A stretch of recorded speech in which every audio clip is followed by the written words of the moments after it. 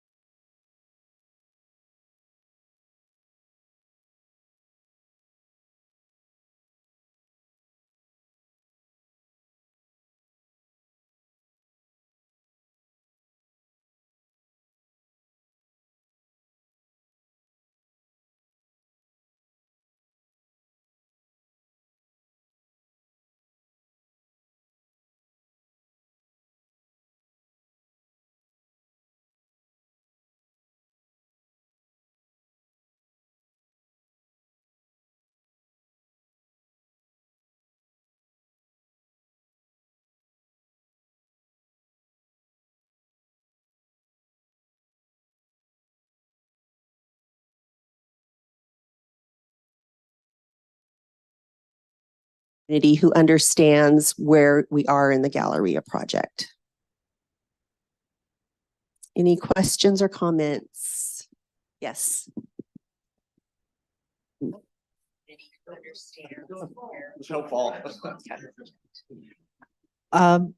After the holidays, when we start demolition, construction, etc., on the Galleria project,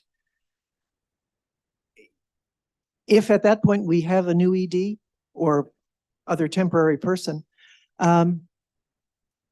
there's a lot of knowledge and oversight that needs to be done on a project that large and on a project that is so emotionally charged within the community. And it would be very, very helpful, given Judd's background and also his understanding of the project, if he could be a part of the oversight of the project. Thank you. I don't have any issue with that, and I'm sure whoever the new ED ends up being would appreciate his support and help through that. So I can see that happening. Yeah. Yes. This is sort of like the Judd praise hour. Okay, that's fine. Would it also be possible when we get an ED for Judd to be able to spend at least some time with that person so he can pass on his understanding of what our needs are here? Because I think that he has, in a relatively short time, garnered a really lot of knowledge. And I think that that knowledge is important, and it would be ideal if, as Sharon said, he could spend some time with that person, even though he has gone back to his own community. Oh, most definitely. I think that Judd's footprint is going to be here for a while. And I would imagine the new ED would appreciate that level of support. And myself, Human Good, and a lot of the other seasoned EDs are committed to helping the ED who we hire for this community. So yes, to answer your question, yes, I think that will totally be possible.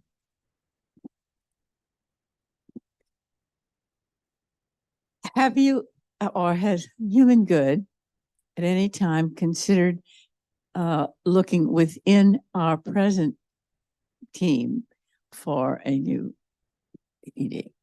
So there's requirements that very few people would meet. You have to be a nursing home administrator or carry a nursing home administrator's license, and only one person at this community carries that license at the moment. And so that person did not apply. I have talked to him. He's not ready, but yeah. Any other questions? All right. So as we're speaking, I believe a memo is going into your mailboxes or your cubbies or whatever they're called here. I understand there's some dissension or just disagreement regarding the Galleria project and the wall that would go up right outside of this room. And so Judd suggested, and I agreed, that we would put a memo out, and in there you will just check a box. Don't like the wall, don't want it there, like the wall.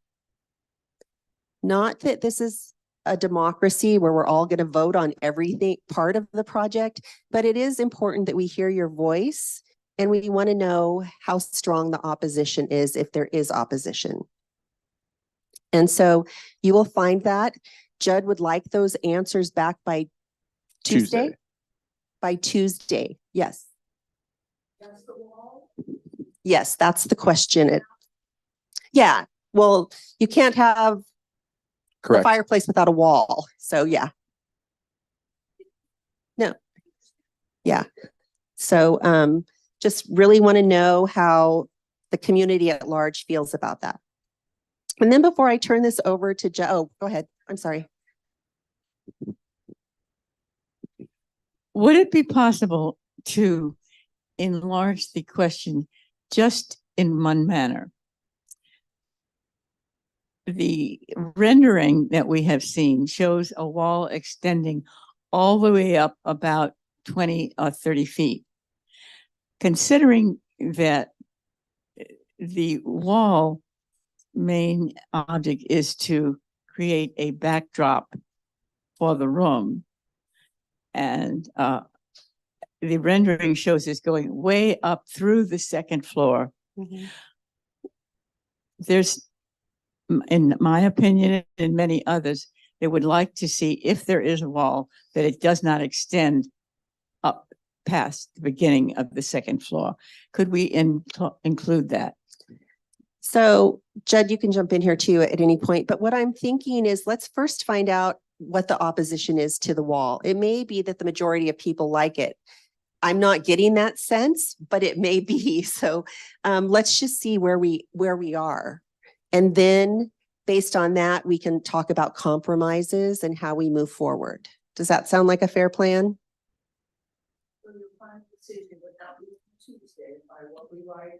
No.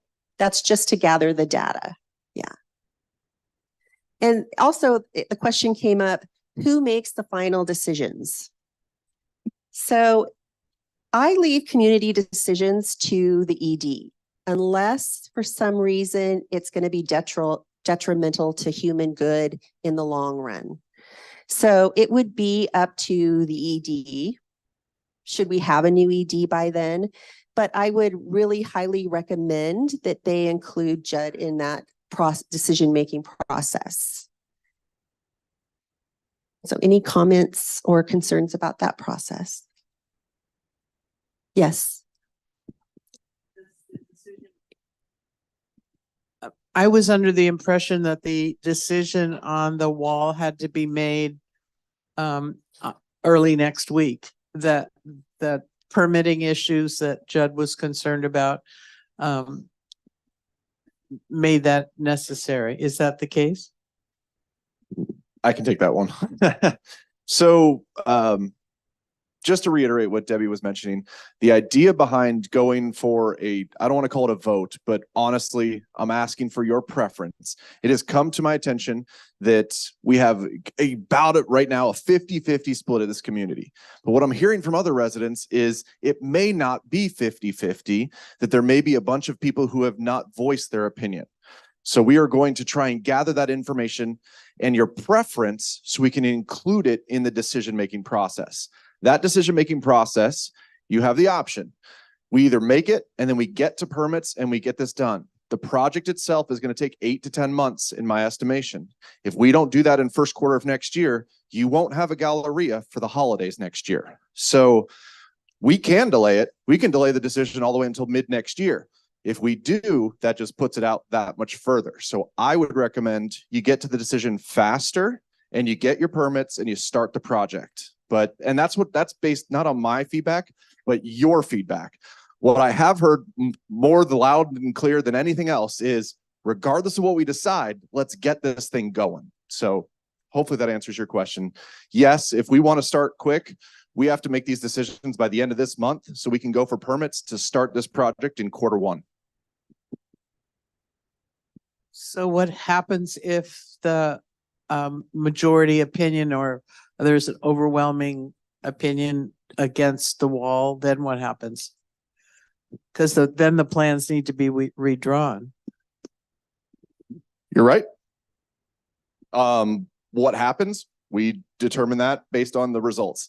I feel like it's a lot better plan to figure out what the results are instead of discuss the hypotheticals of either side. Once I get the feedback next week, I can tell you which way we're going to go very quickly. And honestly, if it's 80% no, 20% yes, we need to take that under consideration and see if we can get a rapid redraw real quick to submit for things. If it's 80% yes, 20% no, we submit as is. If it's 50-50, I guess she's flipping a coin. Yes. So you reference the results. What are the results? You mean what people put in the little box out here, or we don't have a survey, right?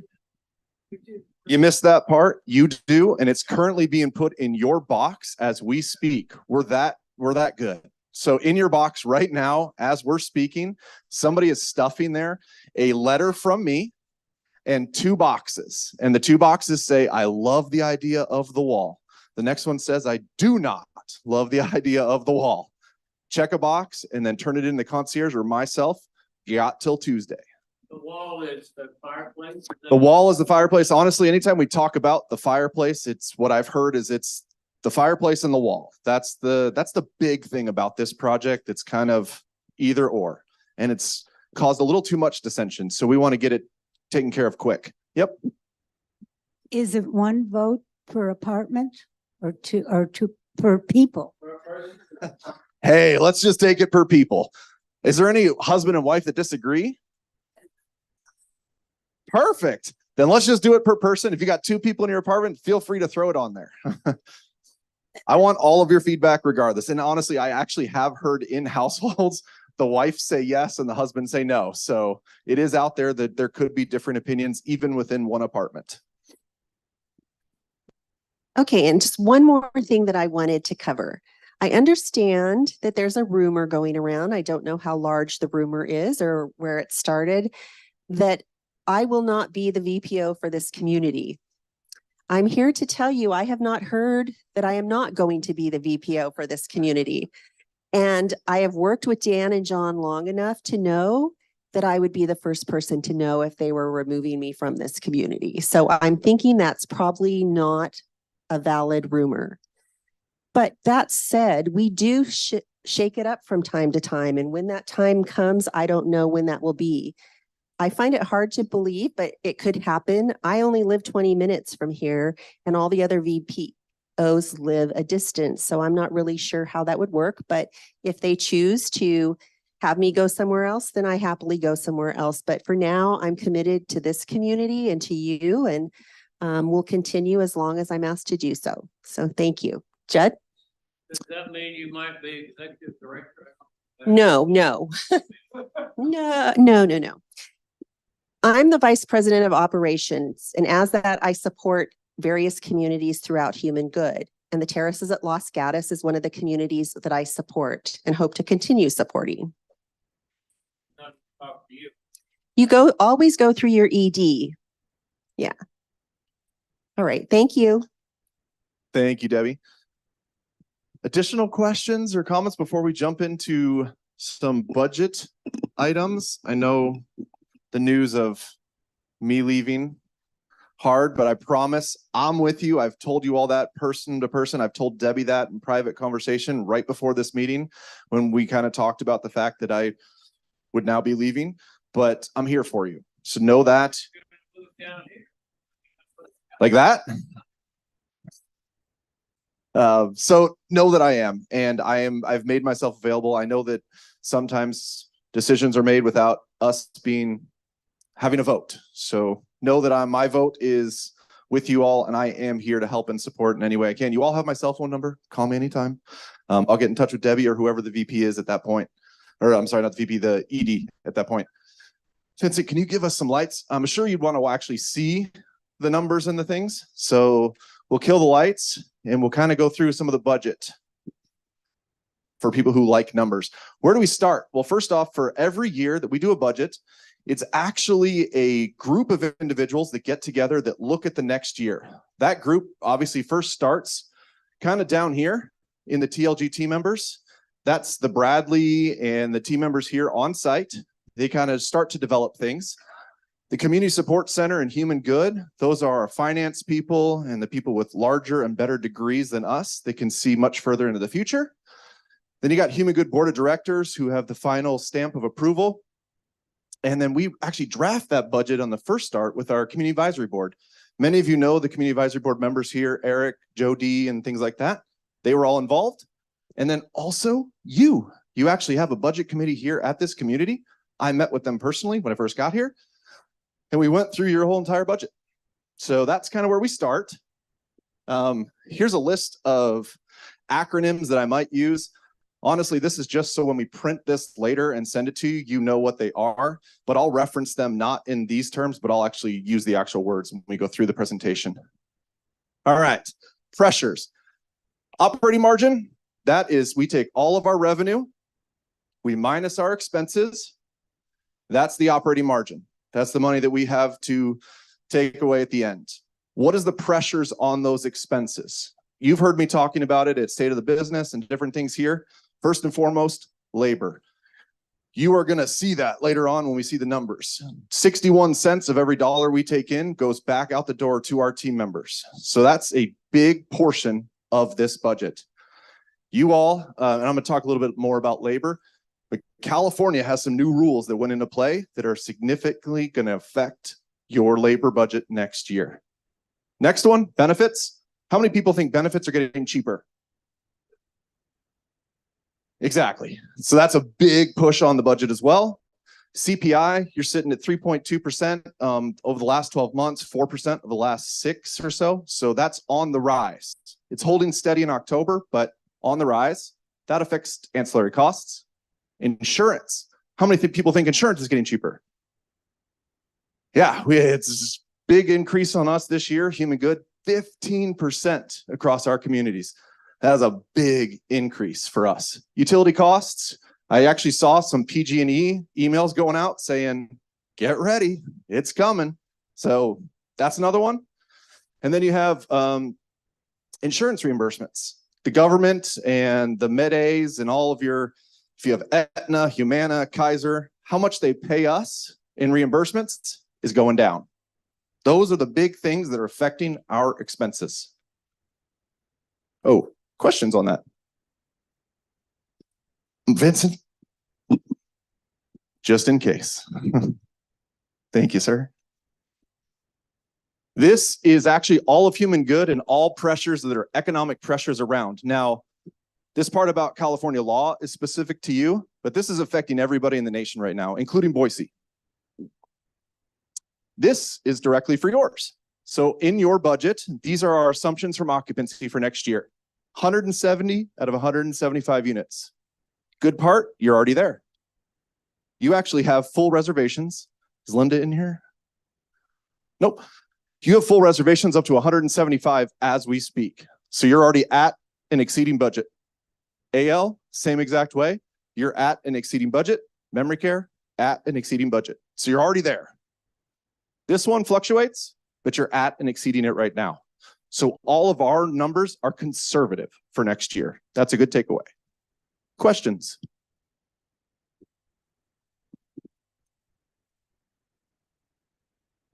He's right behind you.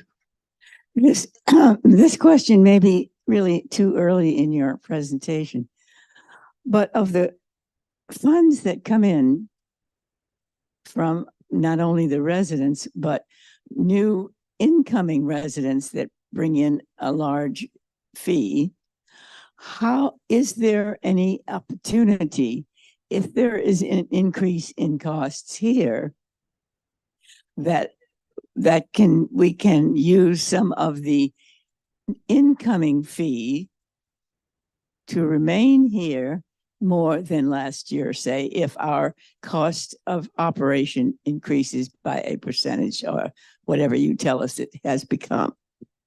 I am going to cover that. So I'm just going to put a pin in the question and I'll come back and answer that question exactly. Vincent, we got a couple more. I'm just going to give her mine. One of the pressures on keeping residential living fully occupied has to do with the rate of speed with which we can accomplish renovations. And that has been a long time for this year. And I'm wondering what the plan is to reduce the time it takes to do these renovations and get the apartments turned over. Yeah, what she was mentioning is turnover entrance fees. In essence, when new people come in and they pay an entrance fee, how do we get that time frame quicker from when somebody leaves to when somebody comes in? And it seems like the bog down as of recent has been our vendors in the rehab of the apartments or renovations that are done.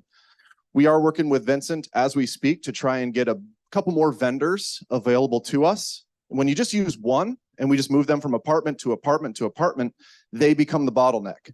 But if we have an ability to use a couple at any different stage, we can actually open up that bottleneck. And that's one of the things we're working on.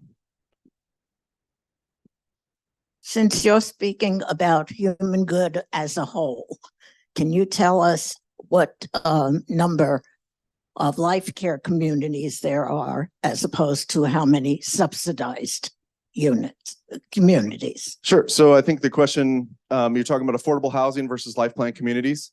Debbie, correct me if I'm wrong, but I think we have 23 life plan communities at this point, and 99 affordable housings. So in the high 90s affordable housing, low 20s in life plan communities. Yes. This is kind of both, excuse me, on and off the subject. But my personal opinion is that when people want to move or need to move within the community, generally when people want to move to a larger place or when we have new people coming in, obviously we make more money. When people want to move within the community to a larger place, that's a voluntary, non-financial thing generally in terms of hardship of finance. On the other hand, when people need to move to a smaller area because perhaps one person in a partnership is in the health center and they don't feel that they can justify still having a 2-bedroom unit, or more importantly, having one of our patio homes, or people's personal finances change and they feel that it's in their best interest to downsize, you charge an amount of money for that person to move out of the smaller unit, from out of the big unit into the small unit. Generally, that happens when people have been in a big unit for a time and your turnover increase could be very substantial because of your new entrance fee. I feel that charging people to downsize is ill-advised because sometimes it acts as a deterrent to people moving out just from a sort of emotional financial state. It's not logical, but that's the way, that's part of what can influence someone to downsize, unfortunately. I would suggest that you consider not charging for downsizing and charging more for increasing, for upscaling. It just seems counterproductive to me. If you have an opportunity to turn an expensive unit over and we bring new people in and they pay a large increased fee, that's a win-win. Having anything to do with a lousy $10,000 charge on that emotional change, it doesn't make sense at all. I would suggest that on a corporate-wide basis, you take a look at the sense that this makes. I appreciate the feedback. I agree. You're right. So well taken. Questions on occupancy?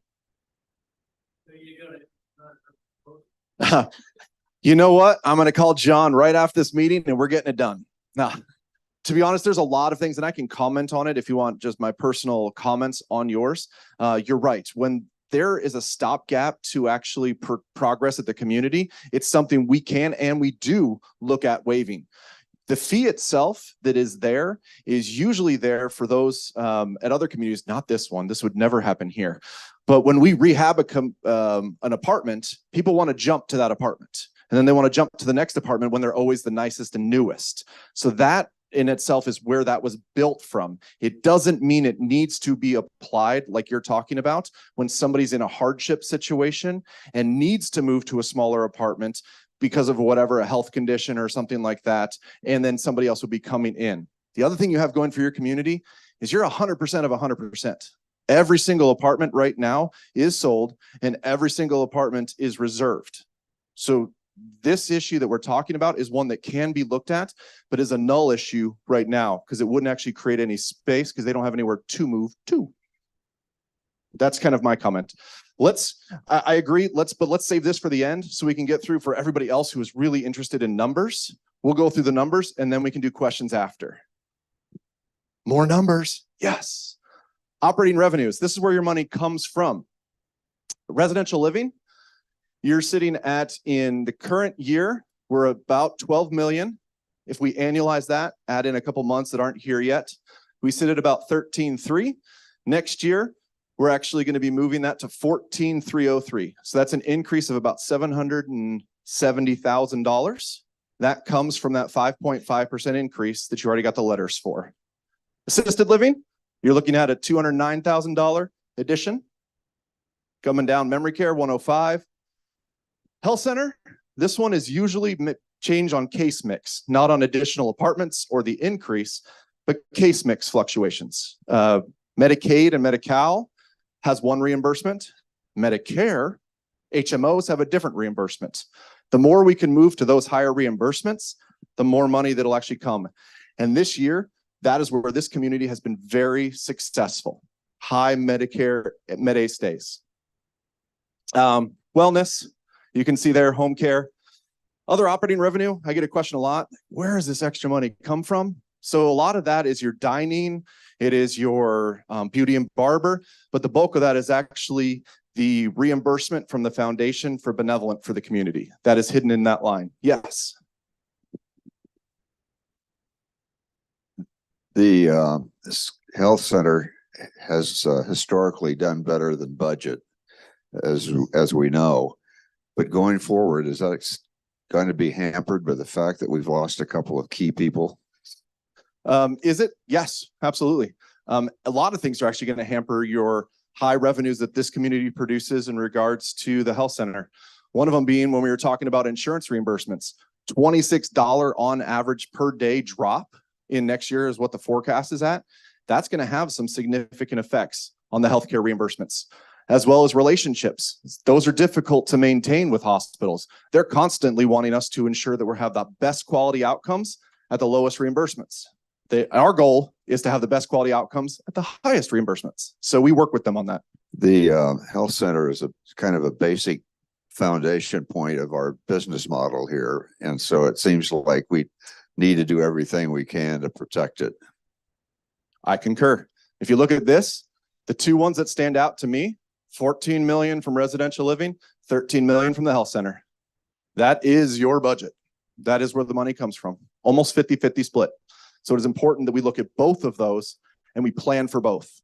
Health center, we need better outcomes. We need to hire great people, train them, and continue those hospital relationships. Residential living, we need to continue to innovate and be the place that has a competitive advantage against everyone else in your market so that everybody that's looking for senior living wants to come here. Usually they want to come here just for you all, just so you know. How many people moved in recently?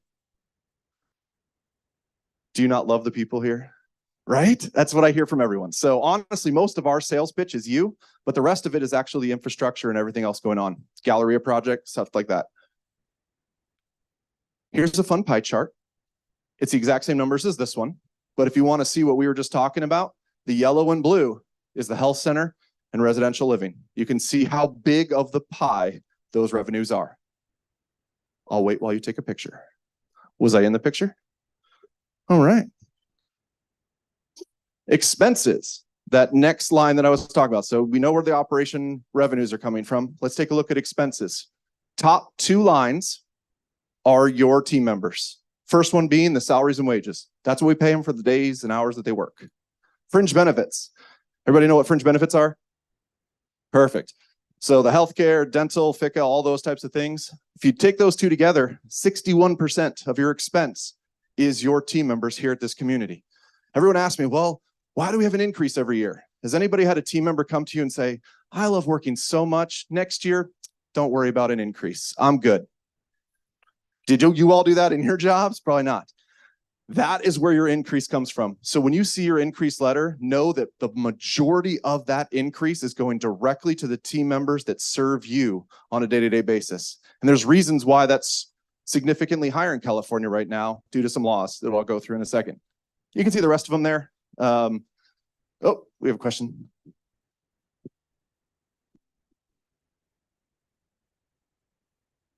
Judd, I don't see an operating expense for the loss of productivity due to turnover.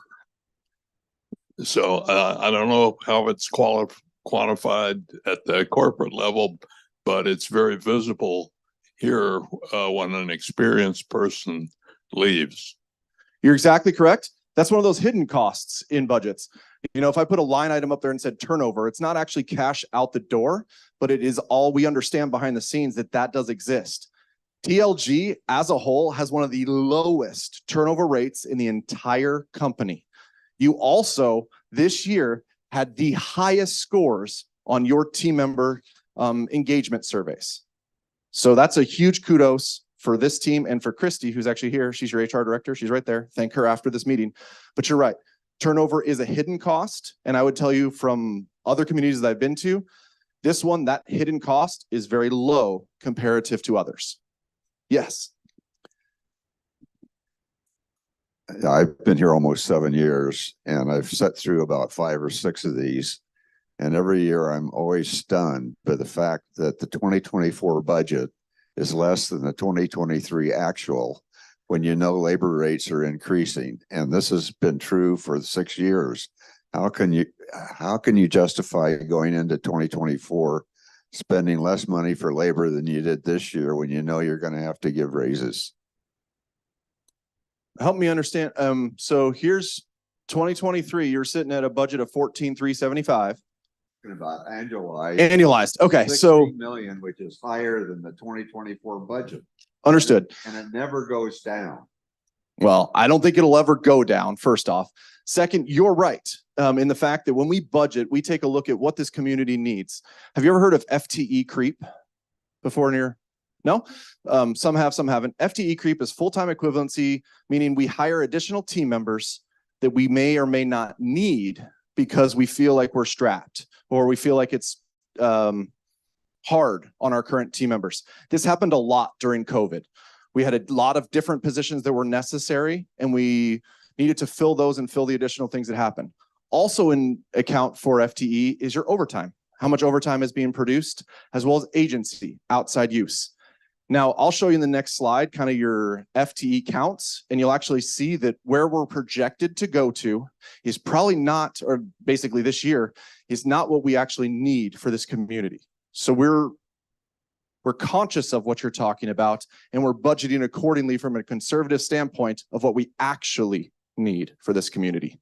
We do need to get the overtime and missed meal breaks under control at this community. And I talked about that at State of Business. You made all this extra revenue, but you spent it on team members and additional hours. That makes sense if you're flowing the operating margin all the way through to your bottom line. But if you're not, you're just spending to get, you might as well just stay where you were. And that's what can cause numbers from an annualized perspective.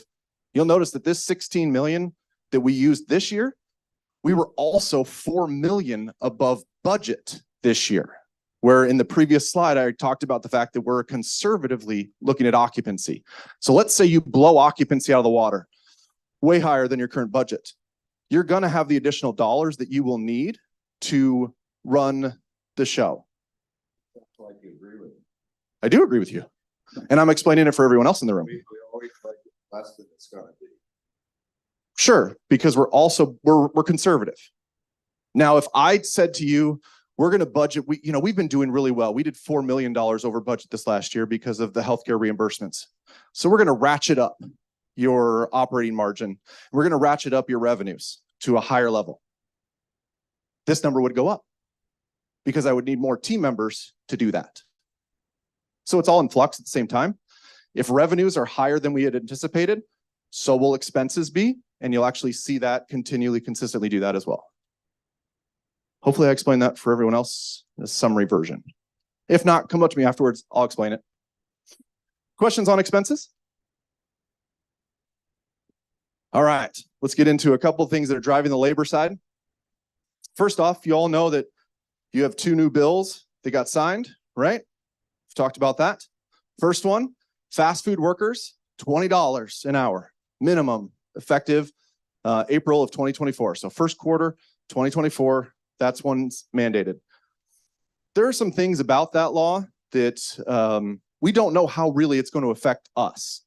The reason why is they had to have a certain amount of franchises. There was an exceptions if you bake bread, you don't have to do it. Like a lot of weird stuff.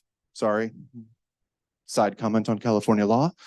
But anyways, we don't know how that is going to affect us as a whole yet. But we are taking that into consideration when we look at the labor. Second is healthcare workers. They put in a phased process for California. First off, we have to be at 21 minimum for everybody by June 2024. And then up to $25 by June of 2028. All of this has been baked into your budget and the reason why you're seeing those expenses continue to ratchet up from a labor standpoint. That's what the second bullet kind of says. Next, your fringe benefits here, about 25%. That's pretty accurate and on average, to be honest with you. If you're wondering about other companies and other communities, this ranges from 22 to 28% on a national average. So you're right in the middle of where your fringe benefits are for this community. Questions on those? Next, other stuff for team member costs. Your community's average team member wage rate is $32.11, increased 6.9% from the previous year. This was due to everything we saw from COVID, mass exodus of the workforce. You all heard resign to get in or whatever it was for years. Everybody was leaving the workforce.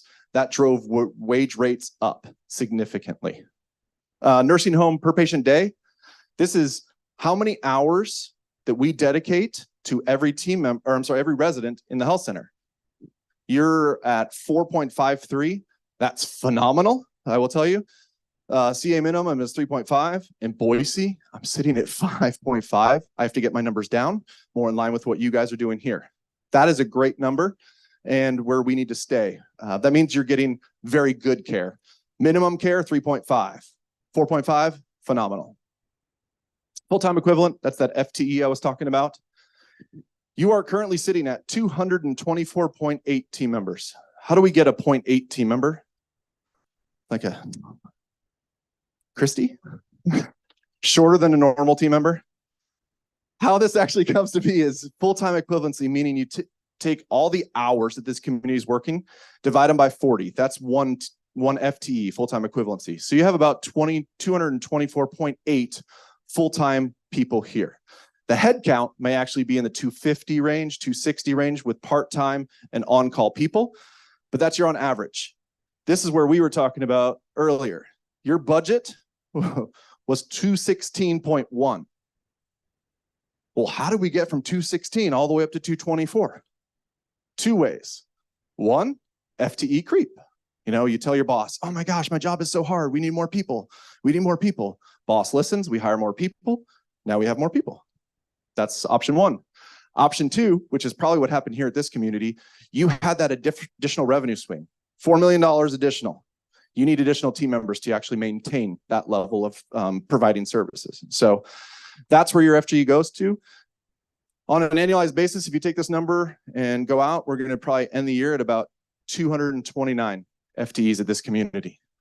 In the budget for next year, that number comes down to, I believe, 219, 220 is where we would need to be to get the revenues that are currently in the budget. If we do more, we will have more team members. Does that make sense now? Perfect. All right. You all know, you already got your letters, 5.5. If you didn't know, that was across the board. That was all the levels of living here at this community, as well as we will be adjusting the ancillary fees. We'll have that out in a separate letter. We notified you about it, but we're kind of going through and making sure that every single one is correct for this area. Rate increases as a historical number. This is for those of you who wonder, if I haven't been here before, what were they before? What are they now? You can kind of see COVID's effect on increases. This is everywhere in our nation, but you can kind of even see it on a graph where COVID came in. Capital expenditures. I'm not going to go through every single one in state of the business. I kind of called out the fun ones that you're going to get next year, but this is a total for you. Your capital projects next year, 2.1 million and 1.5 additional for apartment remodels. Those are for the ones that we're turning over, like we were talking about, for new residents that are going to be coming in. So total capital, 3.6 million for this community. Questions on capital spending or any of the projects up there that you see?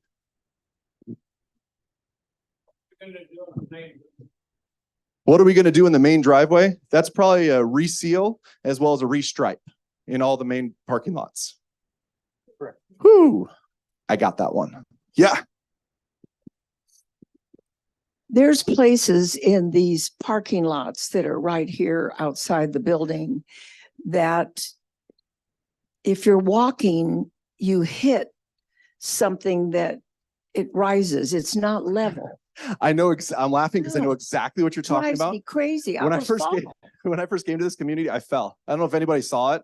I was walking from the one side. I was just walking like my day, and it rises up right where the handicap spots are, and you don't really know that that's going to happen, and you kind of stumble and fall. It is something we're actually going to look at when we're doing the striping. We're going to actually put yellow markers around that area, so it does indicate that there is an elevation change. Is there a reason for why it is that way? Absolutely. So the cars that park there, they actually have to be able to exit the car at the same level so they can, where it meets the sidewalk. Otherwise, you can only have a 3% grade. Otherwise, when this person gets in a wheelchair, do you know what happens when they don't have that? Yeah, we don't want that. Yes, sir.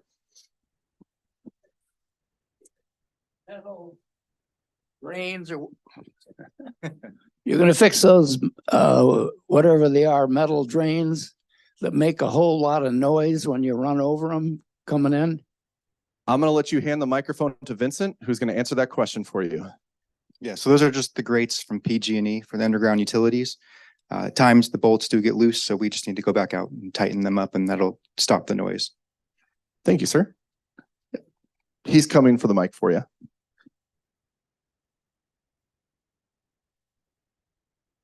Yes. We all are aware that the solar project is underway. I wonder how you have indicated here what benefit that might have on our budget. So the question is, from a solar standpoint, how does that affect the budget? In the short term, it doesn't.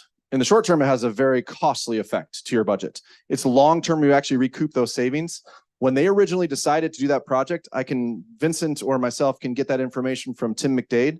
There is a graph that kind of shows initial expense and then how your electricity bills go down. And then there's a certain payoff period at some point that actually goes to the positive.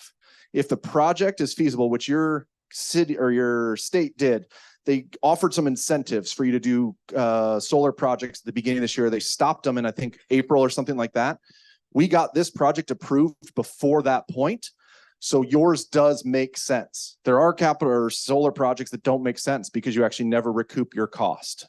Yours does. It is in the future, but I don't know the exact dates and stuff. I can get that out, and we can get that out to the community so you can see the impact of that. Where you'll see it is maybe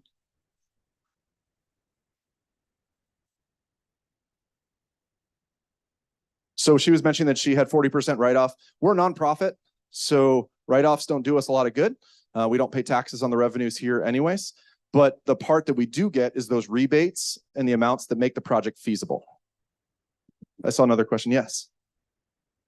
I was under the impression that we were told back in the Bradley days that in the case of a solar project, that the expense came up from a capital area, but that the savings on the operations would come through on the budget.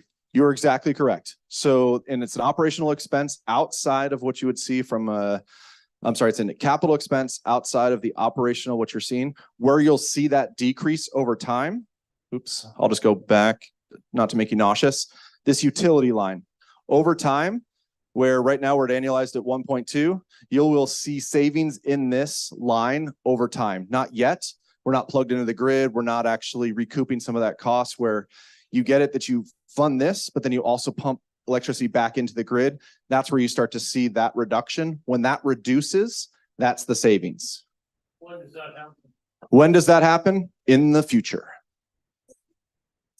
I'm very specific when it comes to that stuff. The reality is I don't have those graphs and metrics for this community. Tim McDade and Vincent probably do, and we'll post those to Cubigo so you can be TLG Connect, so you can be in the know about when we're actually making a big difference in that. Any other questions on capital? Very good. Cash uses and sources. So kind of this wraps everything up, if you will. You take all the revenues, less all the expenses, gives you your operating margin. That's where we started this conversation. We're going to add back into that now from a cash use standpoint, turnover entrance fees. That's what we were talking about when you have people move out and a new person move in. If there's a rebate due of the non-amortized portion, that gets paid out. This number is net of that. So total cash sources that this community read, 10 million after all the expenses. From there, you have some capital spending that we're doing. You have payment down on the debt. You're part of an obligated group, bond finance for all the community. That pays that. Interest on that. Total amount back. You can turn the lights on if you want to, sir. Happy to answer any additional questions. Doesn't have to be budget related if you don't want to, but happy to. Ooh. I know everybody wakes up. Woo. Yes.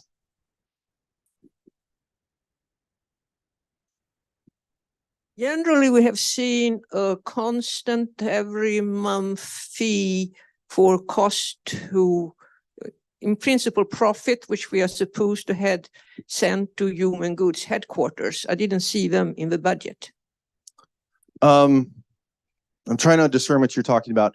We don't, if we're making extra money, we don't send a payment to Human Good. Are you talking about just the management fees that the community pays as part of management here? It was explained to me once by someone who understands finance, because I'd seen all these, everything else, it was during height of COVID, we were bad in budget, but that sum was the same exactly every month after month. And it was explained, it's what we're supposed to send to headquarters, and you can look upon it as a profit sum, which we are supposed to generate for the headquarters. I wouldn't consider it as a profit you're setting to headquarters. What it is just a management fee. There's a lot of work that goes into running a community that is outside of this community's control that we need assistance with. That's additional people that come down to assist, the Debbies of the world, the CSC, Community Support Centers, and every company that's part of the bigger company pays a management fee to have those services. This community, just like all the other Human Good communities, including Boise, we all pay a management fee. As all the CCRCs. All the CCRCs, yes, ma'am. Yes, but not the those supported ones. And we are increasing the number of supported units pretty rapidly. Which is great. The more we support, the more that evens out across how much they need. And our CSCs actually usually operate at a loss, just so you're aware. I mean, that's really good from the companies that I've worked for, where you just see that number go up and up and up and up, where you were talking about that it's flat across on your budget. That's great. That's what you want. Yes.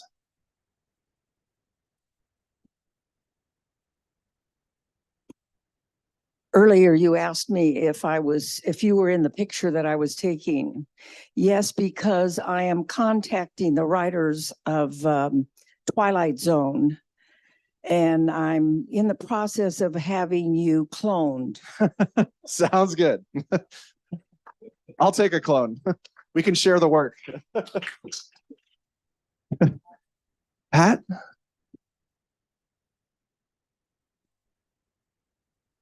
Can you tell us a little bit more about Greg Bierce, what his background is?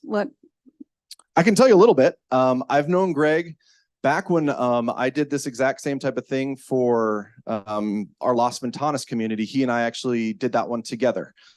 So I've known him for a little while. He's been around Human Good for a long time. He's been in a role as a vice president of operations for 10 years, a long time. He, as of his recent post, what he actually does for Human Good is he goes to communities that maybe don't have leadership or are in transition. While when I first came here, he was actually on our Hillside property in Oregon, and he was working at that community, overseeing that community. That community has since hired their executive director, which freed Greg up. And I think that might be part of that decision. So, what else can I tell you? He's older. He does not have a home community. No, he does this specifically for us and some other side projects. He goes to communities and does what's called a first impression survey. He goes through and finds the things that need to probably be updated, takes pictures and sends them to the Vincents and the executive directors. Very knowledgeable. He's a licensed nursing home administrator. He's been in California. He's an educator. I know that, a professor at USC. I don't know if you're fans or not fans, but that's where he's from. Not any longer. He used to do all that. So that's what I know of him. He's a jokester. I know that. Straight shooter, direct. I can just sound off. We've lived here 17 years. 2 executive directors were replaced within the community team or by members of the community team. Does Human Good have a goal of having a replacement from within who knows the community